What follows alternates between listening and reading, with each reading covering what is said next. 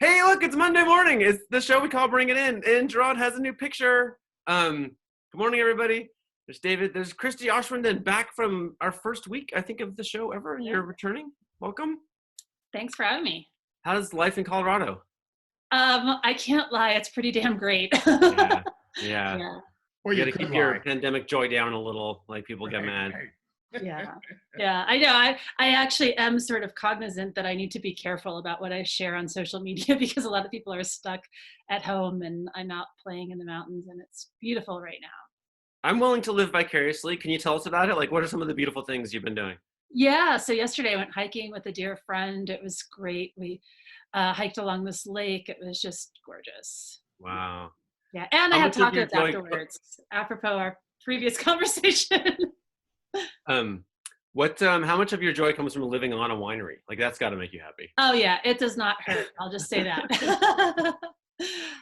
There's your book. We were joking beforehand, but your book's called Good to Go. Actually, I have it on the phone. But you have Good to Go label on a wine bottle behind you. I do. This is the benefit of being married to a winemaker. Smart. Make some Good to Go wine, which is a lot of fun. Does he have the ability to do the same thing with like a really good gin? Ooh, that sounds good. Yeah, unfortunately, we only make wine here. All right. Although I brew some beer once in a while. In fact, yesterday, late afternoon, I spent a little time retraining my hops, which had gone. I don't know if any of you guys grow hops, but they are literally they're really long. And I had some that had just gone, like they'd gone up the rope and then down and were everywhere. And it's we're just very. I'm getting it now. So Colorado is basically Instagram, is what's happening. Yeah. We're living in Instagram. True that. Now I understand. All right, you just wrote an amazing guide. I think it was published on Friday about Thursday maybe about reopening. I can't remember now. Time is meaningless in COVID. Sometime is not the future is when you wrote this. So you talked to a bunch of experts about what's safe and what's not in sports. Were there any surprises? Yeah, I think one of the surprises was that some things that seemed like they might not be good were okay, but there were other aspects. So for instance, tennis is pretty much fine. There's indoor or out? Outdoor. Okay, so that's the thing. So indoor Okay. stuff is problematic, and I can get to more details about that in a minute. But basically, I think the thing that was kind of surprising to me, but also very encouraging, is that being outdoors is really much, much safer, and that just by going outside, you're actually reducing your risk greatly. Now, that doesn't mean if you are at an outdoor concert with a lot of people, that isn't necessarily going to help you. So there's a couple of factors that go into like how risky something is. One is proximity to other people. So you don't want to be basically think of it as this virus is spreading through respiratory droplets, so things that people are breathing out. I've been writing so many damn COVID stories that now I can't remember if it was in that story. I think it's in this other story that hasn't published yet about super spreading. But there's some really interesting data showing that certain types of activities, so like speaking, you'll sort of exude more of these droplets than you would just sitting still. Singing, you're sort of projecting, that's worse. You guys have probably all heard about this case where there was a choir practice where everyone got sick. There are a couple factors here. You have a bunch of people who are in fairly close proximity inside, but also it was several hours. And so that's the other thing is time is an important thing. But shouting, yelling, screaming, singing, even talking, so talking louder, broadcasts more of these things than just being quiet. There's an interesting case study from South Korea, I believe it was, where they were looking at this fitness facility, and they had a bunch of cases that were spread in the Zumba class, but none in using the same room where they were doing yoga. And so one of the thoughts here is that maybe, people are breathing harder and maybe sort of huffing and puffing. I don't know if people were singing. I mean, I actually haven't done Zumba, so I don't know exactly what they're doing, but there may be more moving around too, where people are getting closer or sort of spreading the air that they're, the droplets around. So you want to stay out of other people's droplet zones. You want to avoid confined spaces. So the longer that you are in that space too, the higher the risk is. So if you go into a grocery store, say for a short period of time, you're in a confined space, but if you can stay away from other people and keep it short. The short is another thing that seems to be important. We don't know the specifics. I mean, I think it's really useful to keep reminding ourselves that we've only known about this thing, like we've only known that this virus even existed for like 6 or 7 months. So like the fact that we even know as much as we do now is kind of astounding. But we don't know how much of the virus particle you need to inhale or get into your system in order to get sick, and it may vary by individual, but we don't know some basic questions about viral load and things like that.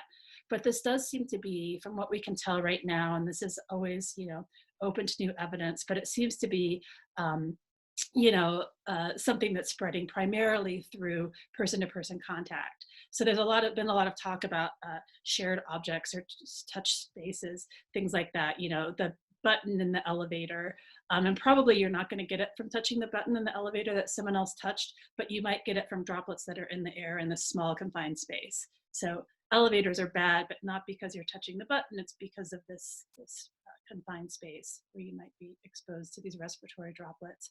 And so in regards to sport, there's been some talk, and I had sort of like conflicting advice a little bit. So there are some places that are opening up tennis courts. They're saying it's fine to play tennis, this is outdoors, but you want to not share balls. But then I talked to other people that were saying, actually, you know, your likelihood of getting COVID from touching someone else's tennis ball is Wait. You sent me that. I'm now remembering. Oh, yeah. Wait, has anybody seen this video of like a local official talking about touching other people's balls? Oh, it's fantastic. Oh, yeah, she says you can kick their balls, but you can't touch their balls. And she says something really like, hold on, I think I need to blush or something. And then they like go back to the newscasters and they're like, whoa. Yeah. Well, the really funny thing is there are two guys to either side of her with masks on that are clearly laughing their guts out under the mask. So it's pretty funny. Yeah. You just got yourself in the same jam there a little bit, didn't you? Yeah. But you don't want, so it is possible. So another thing is when you're exercising, you tend to have more of these respiratory excretions. I mean, we've all had this experience when you go out for a run or something, maybe your nose sometimes can run a little bit, or you're coughing, or you know, snot rockets, whatever.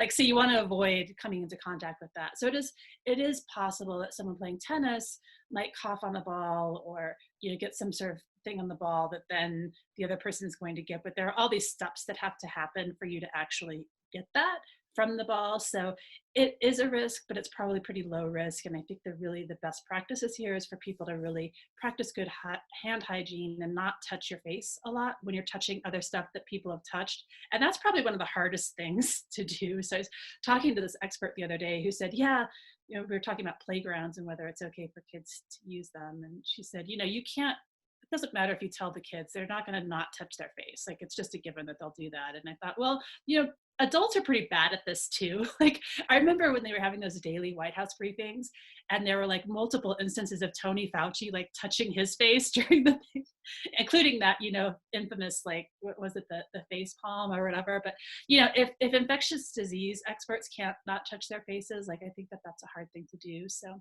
you do want to avoid that, but it's, you know, obviously not an easy thing to do. I've basically given up like yelling at my kids about that. Like, they were early in the pandemic, they're like, oh, we're not supposed to faces, and like, I was like, it's uncontrollable apparently. Yeah. Christie, I know that the surface thing isn't as scary right now as they thought maybe a few months ago, but do we know yet how long the virus survives on certain surfaces? I know there was speculation 3 hours, then I read another time 3 days. Where are we at now with that? Yeah, it's a little bit confusing. I don't think that we have definitive evidence there. And it's going to depend a little bit. So an outdoor surface that's in the sun, it will last less long, you know, so UV exposure actually can destroy the virus in certain circumstances. You can't necessarily count on that. So it's going to depend a lot on sort of how porous the surface is, temperature, humidity, a lot of things like that. So I don't think that there's a hard and fast definitive answer. Probably you want to assume that if someone's touched it within 24 hours, that you want to avoid touching it too. 24 hours? Yeah, and I'm totally making that up. We don't have a definitive, you know, a few hours is probably reasonable, but we don't really know. Where did I read, I think maybe in a Dana Smith article, this is a while ago now and probably everything's changed, that of all of the known super spreader events, however that's defined, only one of them on the planet had been an outdoor event. That's right. Yeah, that's right. This virus spreads much better indoors than outdoors. And one of the reasons is that when you're outdoors, you just have much better airflow. You don't have this sort of, the air is not confined in this space. So the gas is not like you're basically not within the confined thing. And outside, those droplets can fall to the ground. They can move around. There's just natural airflow. Even if it's not a windy day or whatever, you're just going to have much less chance of being exposed to that. So just the mere act of going outside helps a lot. So exercising outside is far superior to doing that indoors. It's like putting a drop of poison in the ocean as opposed to a yeah exactly. So when this first hit Italy, there was articles written about a big game, I think, between Milan and I don't remember the other team. Atalanta. Yes, okay. That's right.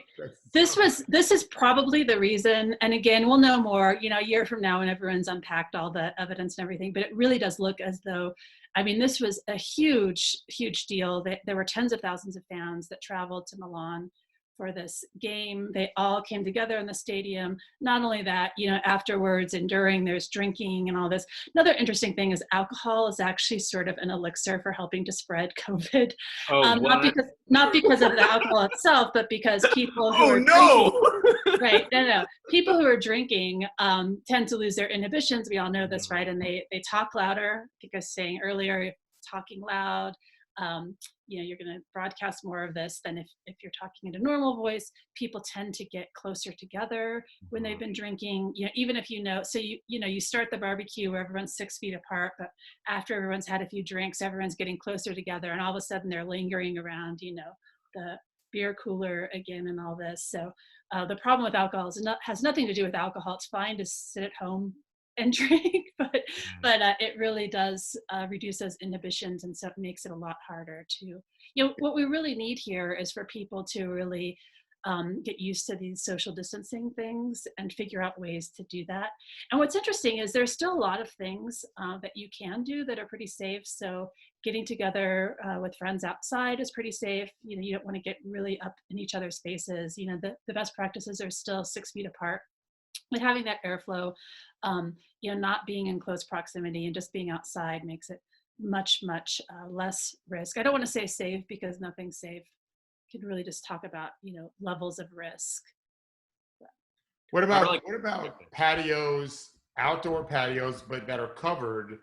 Does it make sense to put a ceiling fan on or a fan on the side? Like when you talk about airflow, can you create artificially that airflow? Yeah. Definitely the more airflow, the more circulation, the better. That's something you definitely want to look for.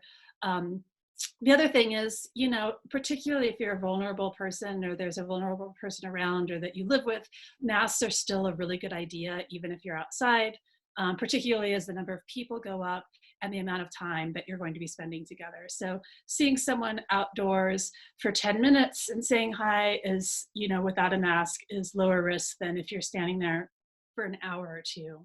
And as that risk increases, masks are just going to generally be a good idea. Your story opened with a 4,000 person Spartan race that I think was due to happen last weekend. Did it happen? Happened on Saturday, yeah. Yeah. Wow. And they said, bring your friends and family. I know, the website literally said that, bring your friends and family. It's like, oh, maybe not. So that's an outdoor event, but that's not what you're talking about. So the problem, I'll just say, there's a couple of problems from, I talked to public health experts and the problems that they had with this, the Spartan race itself. So one issue with it is that there are obstacles and things. So you're having shared surfaces, but also, so if I'm just doing a marathon, I'm not like bodily interacting with other runners for the most part, I might be in there's the whole snot shot thing you were talking about earlier, but yeah. So that there are a lot of issues, but you're not, whereas like an obstacle course, you can imagine that people are going to be sort of having more physical contact just by the nature of the race. But the real problem here is not even that, it's the numbers. So 4,000 people, there's just no circumstance right now under which congregating 4,000 people or even 1,000 people probably is going to be low risk at all. This is going to be a very high risk event, particularly, if people are spending any amount of time in that shared space, even if it's outdoors. So, the outdoors helps a lot, but the numbers, it's the 3 factors, right? It's the numbers, it's the time, and it's the proximity and confinedness of the space. And so if you have something that's really bad on one of them, it kind of cancels out the others. So you had a calculator to 96% likelihood someone there, I think that's right, has Yeah. the virus. Yeah. What about if it was 20,000 people getting together for a couple hours in, say, like Tulsa? Yeah. Well, that would be a very apt to be a super spreader event. I mean, you have all the conditions primed there, and signing a waiver is not going to make those go away. No. This is not totally different. So, couldn't help but notice in your article, basketball got very low marks, right? Even you play outside. Yeah. Um, So the problem with basketball is that you're really in other people's, like, you can't play it without getting in the other player's face, right? yeah. Like, Well, you could, but those teams aren't invited because their defenses are terrible. Right. Yeah, you're gonna. It's the proximity and physical contact, and this is happening while you're all breathing hard and you're, exuding these viral particles potentially. So it's bad news. I was kind of looking for, like, are there cases of basketball games being like events people were known to get infected, and there was a tournament in West Texas where a great number of people got infected, but they were all in stands. Like, none of the players were symptomatic. Yeah. Like, the NBA has it, we don't know what their plan is, and but it's gonna be something like 1,500 people going to Disney and then living in a bubble with lots of tests, playing indoors. Just talk me through your thought process on how you assess something like that. So the first thing you have to assess when figuring out how risky something is how likely is it that the people, so in this, let's just talk specifically about this. How likely are these 1,500 people going to be to have the virus? And we can do calculations. I mean, there are different ways to do this calculation. One approach then is to say, okay, we're going to test everyone, and we're not going to just test, but we're going to also give some time to make sure that the test, we're going to retest them and really be sure that this testing is good. And so we're only going to allow into this bubble people who do not have COVID. If no one has COVID, then you can do whatever you want.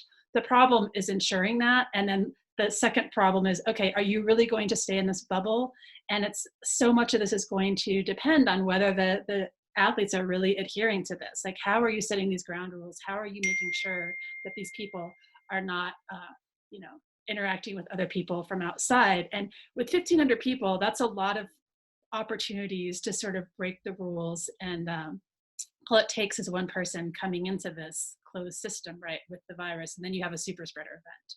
So that's the first thing. And one thing that I'll say about the testing is our testing still isn't perfect. There's a lot of problems with it. It's pretty good. And when we're looking at, like, on a broader scale, if you're trying to tell, like, a particular population how many people have it, then testing all those people will be a pretty good approximation. But the problem is, it appears as though you won't test positive on the PCR test immediately. So some people, particularly people who may be asymptomatic, may not test positive right away. We have a lot of instances where people are sick, they test negative, they get more sick, they test again, and now they're positive. And so there seems to be some sort of delay there.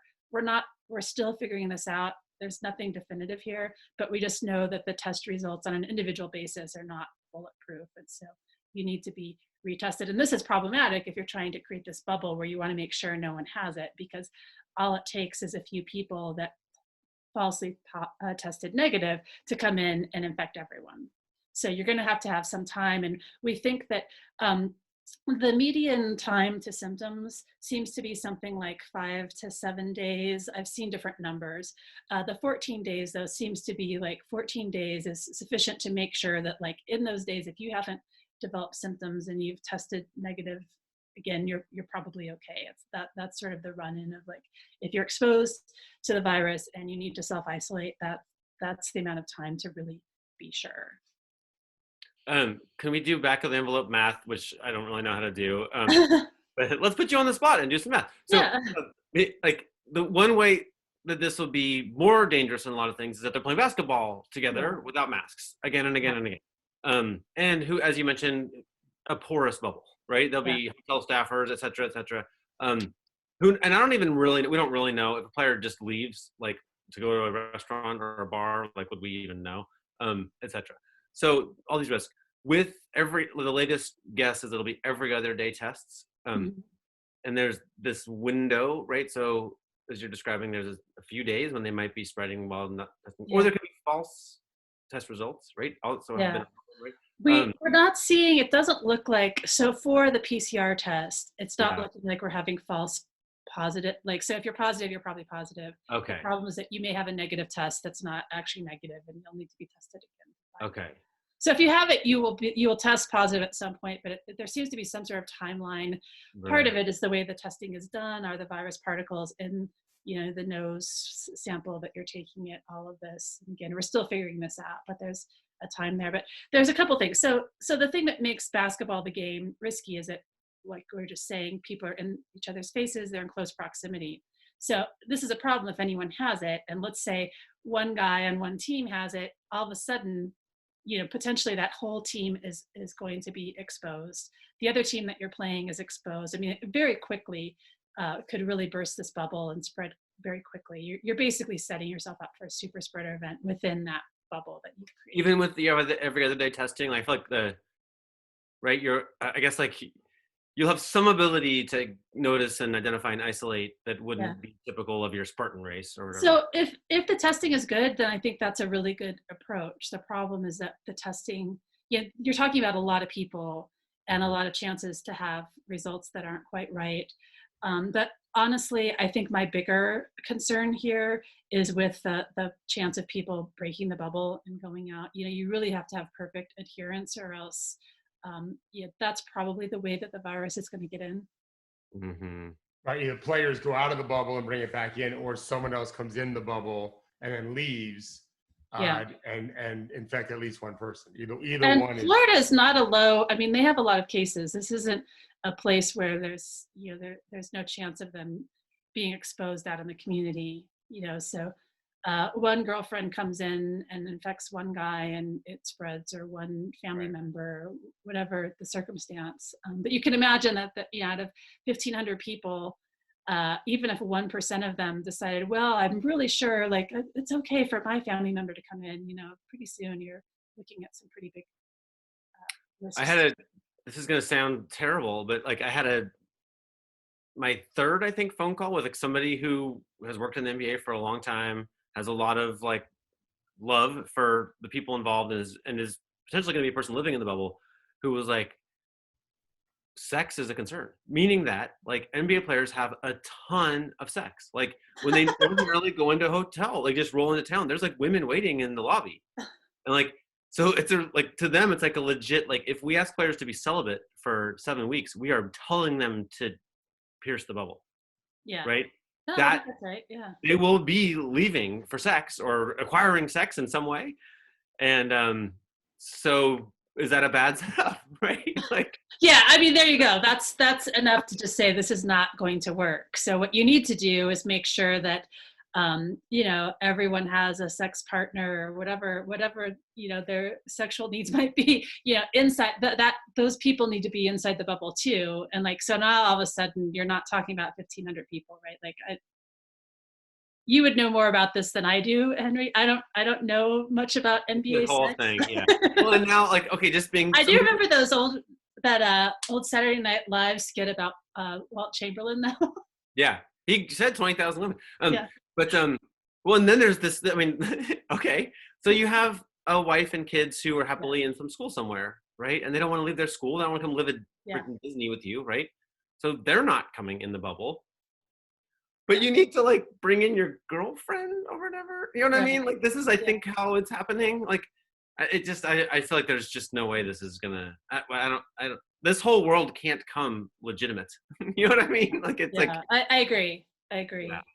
I mean, look, I don't want to go 6 weeks without sex. Do you? Like, it's not even just that they're NBA stars. Like that's to ask for people. Yeah. No, it's I don't understand exactly how this is going to work. I mean, it does feel to me like ultimately, like they're going to do the things that the people at the table negotiate for, which probably won't be science, right? There's going to be a lot of like, I need this amount of freedom, I need this, whatever, I need to be able to golf is one of the things, and on and on. So to me, it does seem like a big bet on those tests, right? It seems like whatever and I they're think going to land just because you have so many numbers too, so many people, like it's one thing to have 100 people that you're trying to do this with, but like there's just no way to you know, you're going to have all this leakage, right? And it's going to be hard to fill all those holes because, Yeah. you know, this person's Leakage. in quarantine, that person, you know, it's like. Yeah. So in Spain, they're doing, starting tomorrow, they've got 12 teams playing in their top league called the ACB. Mhm. And so there's two pools of 6 teams. So every team plays 5 games. And then they're doing a Final Four, 1 game only, and a championship. They're all in Valencia, gorgeous NBA level arena, and they play more or less every other day. They've been tested a bunch of times. In a sense, they're trying to do the same thing. Yeah. I'm curious if the NBA has people there. I know you can't answer this question. To study, to see how it's going. They're doing something similar in Israel, except it's not just in one location. But leagues are trying to break back open in basketball. No fans, of course. But I'm guessing the NBA is going to be watching closely how Spain does, because their season will be done before the NBA teams are even starting. Yeah. They'll be done. Just a lot fewer teams and a lot fewer games. Yeah, it's an interesting experiment, and I do think that it will tell us a lot about this approach. But again, I think it comes down to adherence by all the participants, and there you're not just talking about the players, it's also the coaches and trainers, anyone who's inside that bubble, and the larger that bubble gets, the harder it is to control it. All right, so Christy, you're basically a whole career of like, hey, look what the evidence says. Here's some data. Like, let's apply it in our decision making, right? And then emotions screw it up, right? Like that's always, yeah. in a way, this is just your career is now like a life-saving event, right? Like we have to, can you communicate what needs to go into decision making, right? This is like this is an old problem for you to think about, right? It is. It's like, oh, that thing you want to believe or that you do believe, like, sorry, the evidence doesn't support it. And yeah, I'm real popular at dinner parties. If you were the NBA commissioner, Christy, would you want, let's say you're the owners say we're doing this and you have 22 teams, would you want players always wearing a mask until they actually got on the court, where there's no way they're going to wear it then? But even on the bench, should they be wearing a mask? The coach won't be wearing a mask, I'm guessing, but he could also be standing up and never sitting down with his team. Do you let coaches yell at their team in the locker room, or do you say, don't yell at your players, talk quietly from 10 feet away? Like, how do you see some of those things that you could manage potentially? Yeah, I mean, I don't know. The weather in Florida is pretty damn hot and humid. I was there in June a couple of years ago. I live here. Yeah. Yeah. Okay. But you know, one approach would be to put everything outside. That would that's what we've been saying. There's another thing. I mean, that would actually be a really huge thing, and it would reduce risk considerably. And I think that if there's a way to do that, that's really worth. They basically laughed at me when I suggested that. Right. When I was there, I was planning to go running, and then I was like, no, I'm not going to do that outside. There are other things that could be done, though. I spoke the other day with an engineer who talked about there's actually a whole science of buildings and indoor air and airflow. And so one thing that could be done is adjusting AC systems so that you have more air changes, so that you're basically increasing the ventilation indoors. I think that's sort of a given. That's something that should absolutely be done. And I don't know the details of what there are actually. Standard regulations of what needs to be done for public buildings and all of this. I'm sure that there are some numbers for stadiums or arenas or whatever, but just wanting to do something, maybe double that or triple that.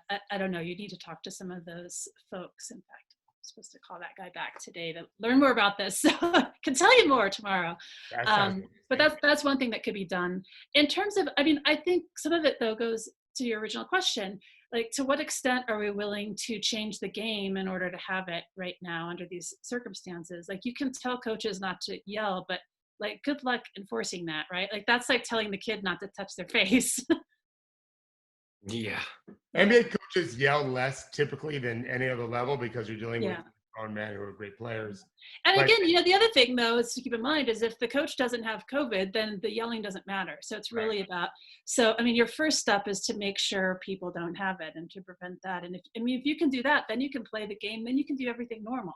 So I think that that's really, the number one step is to reduce the risk that anyone, in the building has this thing, particularly if you're going to be, locker rooms are terrible. They're confined spaces. People get really close together. I was going to ask about locker rooms. Like the locker rooms at the arenas they're going to use for these events. My son has played in these places. They're not NBA level locker rooms. They look like a high school locker room in a sense. Mm-hmm. But I know that they have access to rooms and buildings and that they can. So what does that design look like? I guess much more air space, lockers spread apart 8 feet, 10 feet from each other, that kind of thing, right? Yeah, you basically want to distance people from one another. You want to have a lot of air exchange, airflow, so that you're not having this confined space where everyone's breathing in and potentially emitting viral particles. Those are the two things. You want to avoid this person-to-person contact, which normally happens in locker rooms. I haven't actually been in an NBA pro locker room, so I don't know. Oh, it's great. But also training rooms. You're also but I've been in a lot of locker rooms, and in fact, so a lot of gyms are opening up in different parts of the country, and almost universally, at least with the first stage of opening, it's like no locker rooms. Those have to be closed. They're just dangerous areas. Well, David, this is a question for you. Do you have to have a locker room? They don't at Summer League. No. In Summer League, it's worse. It's almost like a closet they're in. Well, no, but my point is, like, do you have to be together in tight quarters at halftime? Like, can't you just have that meeting outside? Well, you can, but the other team can kind of see what you're doing. You're going to draw stuff up on a board. There are ways you can pull a curtain around it. That would help. Yeah. I don't think it's a stupid idea. One team could go on one side of the building and one team could go on the other side of the building. Right. I agree. I think that's exactly what they should have doing is avoid tight spaces, small spaces as often as humanly possible. Wear a mask when you're in them. All the players should get masks as soon as the halftime starts, right? Walk off the court, put your mask on. Coaches, put your mask on. Christie, of course, if we all knew they weren't positive, it wouldn't be an issue. Yeah. But you're taking the chance that maybe someone got through it. Yeah. Right, maybe not, Henry.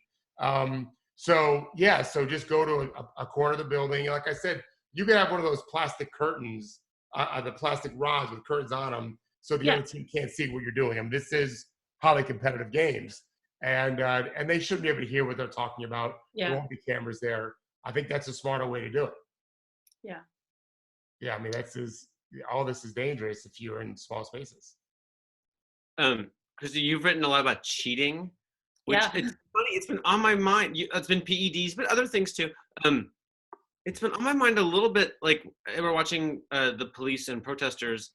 It strikes me as, not to unpack everything that's in one of those videos right now, but one of the things that strikes me is like, oh, there are rules that govern police behavior, and as some jurisdictions are drawing up stricter ones, I'm like, they're just ignoring them in the cases that make YouTube hits. Like, which strikes me as like psychologically a little similar to Lance Armstrong, right? Yeah. Like it feels like, do you see what I'm saying? Like it's a little bit of like rule book, I'm just sort of this domineering kind of mindset that strikes me as something you thought about a lot. I think that's like a sense of entitlement, which I've seen among a lot of, I think Lance Armstrong is sort of the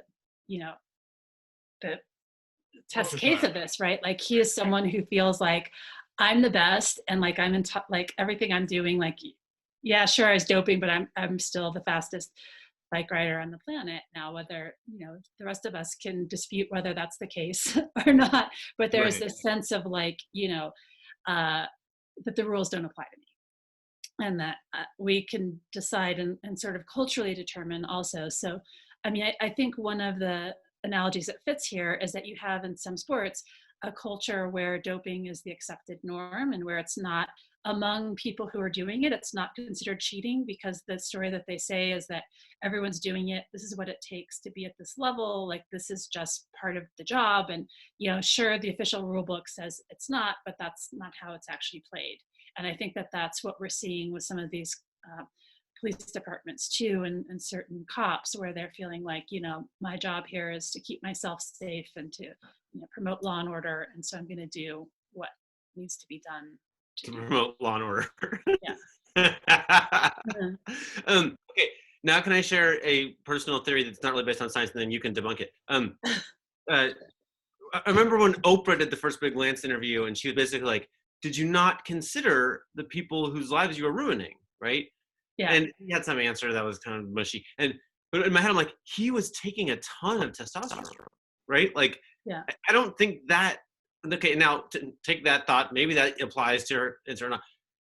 Police, there's a fair amount of evidence that a lot of police go to the gyms where there's like the jacked up people who are taking things like testosterone in big numbers now. And also, by the way, I feel like, older used to mean wiser, right? But we're kind of in an era now where we see a lot of like older men, like our president, who see themselves as like sex objects and like super like competitive and like, trash talking, swashbuckling. And I'm like, I don't know if the president's taking testosterone, but like it would, you know what I mean? Like why is he not mellower? He's certainly eating a lot, but that's a whole separate thing. Yeah, I don't want to comment on that directly, but yeah, I do think though, I mean, you're right. So, Hollywood stars dope too. Probably a lot of cops. I mean, I've done a lot of writing about doping, and the military has a lot of programs actually to try and convince soldiers not to take these supplements. There's all these supplements that are very problematic, and they're often tainted with undeclared pharmaceuticals and in worst cases even dangerous. And so there's a whole program to try and convince them not to do that. And there is some evidence that a lot of military members will be doing testosterone and things like that. Right. That's maybe sort of a whole other issue. But yeah, I think that there is sort of a culture of this where people want to be strong and dominant and all of that. Well, and it affects your decision making, right? Like to me, like sometimes when I feel like I see the world today, I'm like, oh, this is the world of 40 years ago with more testosterone now. Yeah. Yeah. It feels like that. Yeah. Thanks, testosterone. Yeah. Henry, you're always big on that. But to link it back to the NBA, highly competitive, aggressive. There's testosterone in the room.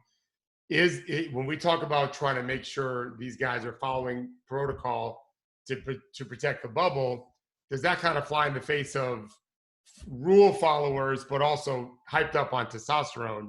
Seems like there's an incongruence there. Yeah, I mean, I think really at the end of the day, you absolutely have to have buy-in from the players, right? And like absolute and total buy-in. And if they don't have that, they're just not going to. I mean, it's all bets are off.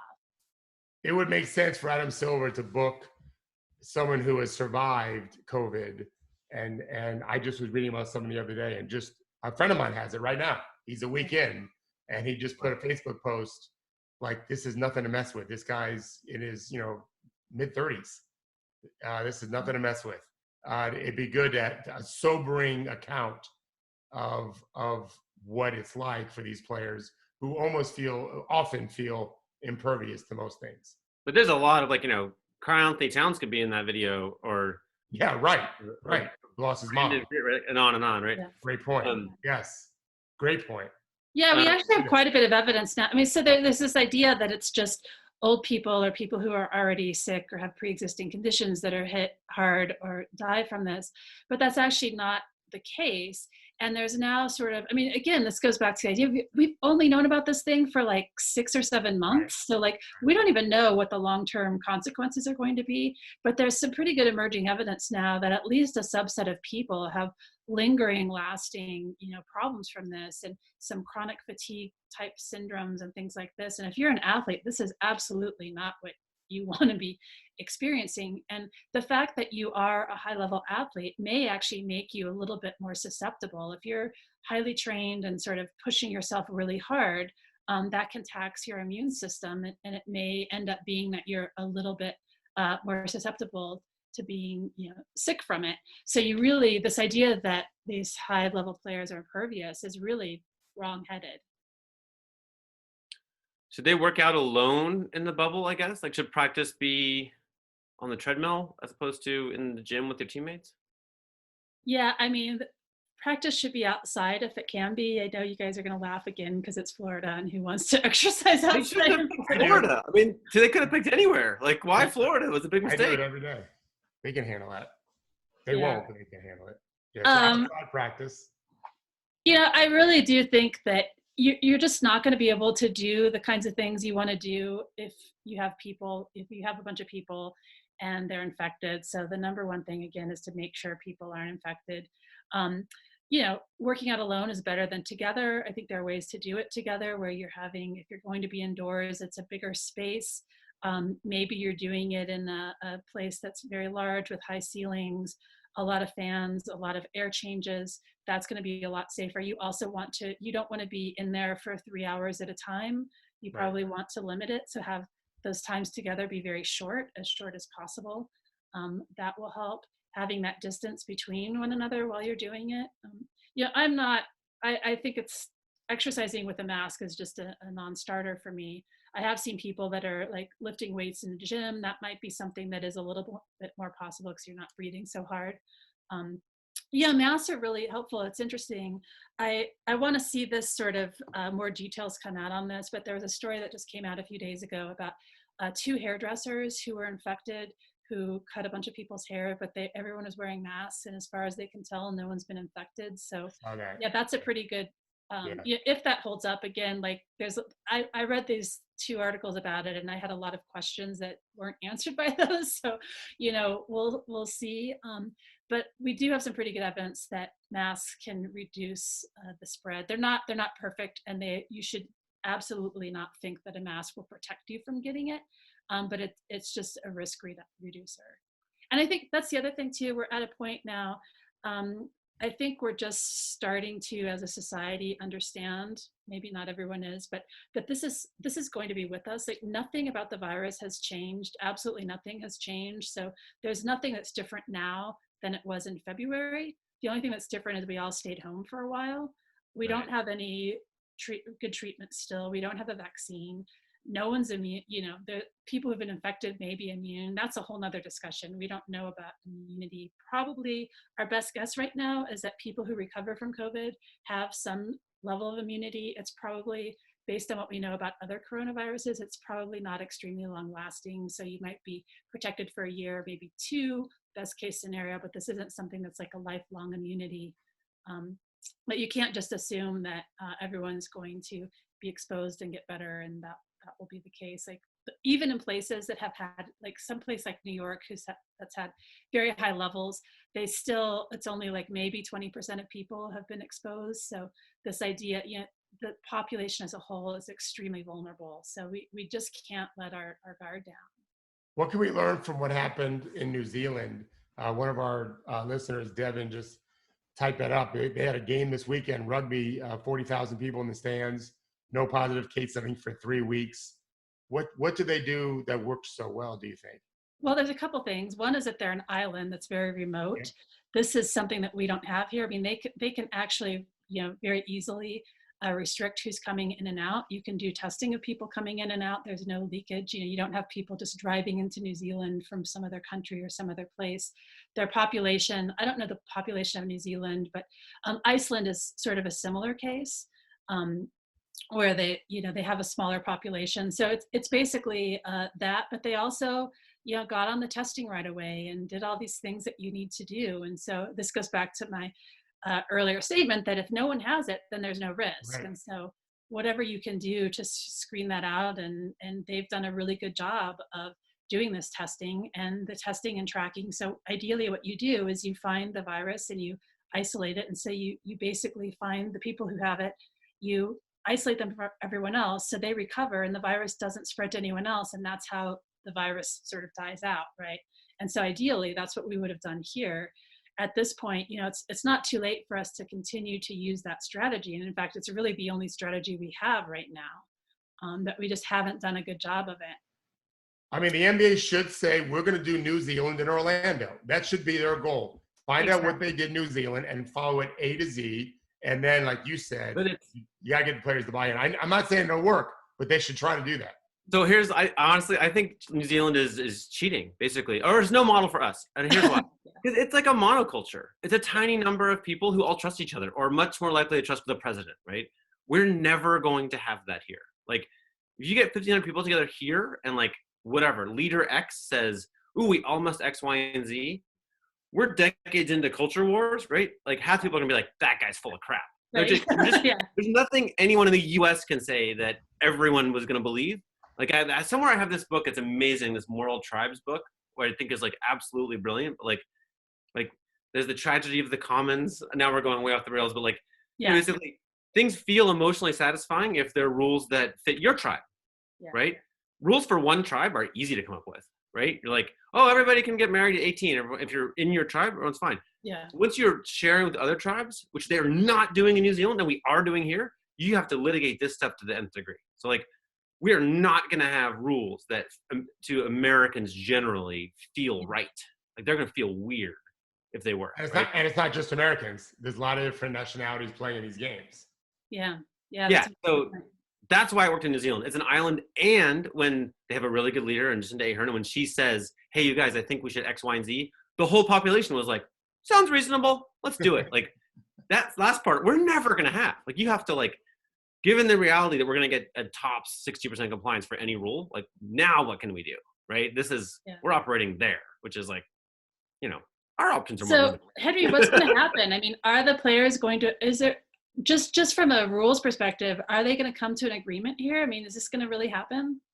I mean, the big X factor are the Black Lives Matter protests, right? I think this is, that's the galvanizing thing that might make players, they don't just have at stake this year's salary, the kind of what's left. What they have is it blows up the whole CBA really if they don't play this year, because then next year's salaries will be set based on this year's revenue, which they really wouldn't have. So then they have a whole new CBA. They're really, careers will end. There'll be some people who take giant pay cuts and on and on. So, they have a short amount of time right now to figure out if it's worth it to them or not. I think it means a lot. Like I saw the Lakers, which feature LeBron James, just said that they're 100% like in, like, and on and on. I think that my guess is that there will be enough in most of the players who were on the Zoom call on Friday talking about not going were players who were not going to go anyway because their teams didn't make it. So it's a big X factor of, emotions, and it's scary and all that stuff. But my guess is that they'll play. Yeah. What do you think? I mean, I would imagine they're really eager to. It's hard to be an athlete who's not doing their sport. Well, the variable Henry mentions is a big one because some of them are focused on the social cause. I thought it was interesting. A guy that many players think is the single toughest guy in the league is one of our co-founder Judy's favorite players, Patrick Beverley. He plays for the Clippers. He's from gang-infested parts of Chicago, as he talks about, and he's impervious to any gang. He's the only guy they say can walk down the main street of Chicago and no one's going to mess with him. He is a tough dude. He's also a terrific player. And he said, I think this weekend, Henry, LeBron said, we're playing, so we're playing. And they're rivals. And Patrick Beverley, has this air of, I don't sweat anybody. But he did say, LeBron says, we're playing, we're playing. I thought that was interesting, like him nodding to their leader, who in many respects has been a pretty amazing guy for the league. So I think Henry's point is so good about leadership. I wish we had a really strong female leader in the NBA. Forget about the country. That'd be great too. We don't, although I don't know the players union rep. I don't know her that well. She seems like a bright lady. But LeBron does have an inspirational voice that could maybe rally some people. If he had Patrick Beverley backing him up, that's a respected dude. I just never thought I'd see Beverly giving LeBron props that way. It'll be interesting to watch to see how that plays out. Gerard knows Michelle Roberts, and Gerard is the traditional ending of our show. It's perfect timing. It's as if a setup. Dun, da, da, da, dun, dun, dun, dun. Could she rally the troops, Gerard? She can. Look, they really enjoy her. They really trust her implicitly. I know I'm not in Paris, Henry, so you're freaking out. You're like, what's going on? I'm like, what the? This looks like an apartment, Gerard. What's going on? Are those panties? No, underwear, maybe? Yeah, so, I mean, she can, and she is trying to get consensus because she, like Adam, likes to do things that way. But to Henry's point, there are people who express concerns they don't want to play. Kyrie being a big voice among them, but Kyrie's hurt anyway, so he wasn't going to be playing. Dwight Howard, however, is someone who's going to be playing. He's on the Lakers, So him saying he's not playing, that matters. And yeah, there are players who have some concerns about other things that going on in the world besides all this. I just, like everyone's saying here, this is just a bad idea, like all around. I don't see how, look, I want basketball because that's what we do. So it's good for us, but I don't see anything positive here. And Christie, I actually wanted to know from you, how much of this is about just, it's the difficulty of human beings to accept change, right? And the way our minds work. And it's like, all right, well, let's just try to make this as close to what it normally is so that everybody can agree to it versus, yeah, but that's not a good idea. Like, people are now going to die, right? Like, how much of it is that versus, listen, we got to just change things to actually make this better going forward. Yeah, that's a really insightful comment. And I think you're right. I think it is the fact that, like, we really shouldn't be doing this. And so, the idea that we're going to do it as it has been played, it's not going to be possible to do that with low risk. And so it's really a matter of how many changes are you willing to accept where it's still basketball as we know it. And, I think this idea that they're floating here, the bubble and bringing everyone together, that's fine. It could work. It's just that unless you have the buy-in, it's not going to work. And, you guys know better than I do the likelihood of players agreeing to this. But if it's low, then it's all bets are off, and it's not even worth trying. Things you have that you can't guarantee, right? Like, again, in access in and out. Forget about the players. What about if you're an equipment manager? Same idea about having sex before, right? Well, he might want to have, or she might want to have sex too. Yeah. What if you go out and bring somebody, right? It's the same idea. It's not just, it's everybody who's in this confined space could decide, well, if it's just me, I'm going to go do this thing. And I think we're seeing that around here. So I'm in New York City, and I've got like family who's close by and people who are like right across the river in New Jersey. People are going to the beach and not having any masks on. And I'm like, yeah, but I know you're outside, so that makes you think you're better, but like, I don't think it's really a good idea. Like, and I think we have this dichotomy in our brain with COVID. It's either death or everything's fine. And it's like, well, there's kind of like a lot of color in between that. Absolutely. No, you're exactly right. And I think we're at a point now too, where we need to start looking at sort of a risk management and sort of a harm reduction model, because COVID's not going away. And so it's like, how can we do things so that we're reducing risk, and what level of risk are we willing to take? And it looks to me like with these plans that are being floated by the NBA, that they're actually willing to accept a very high level of risk to do this, and probably a level that's not going to be, ultimately, if that plays out as it will, not going to be acceptable, the actual consequences of that. But it's easy to be short-sighted. And I think we're at a moment here where everyone's been sort of sheltering in place.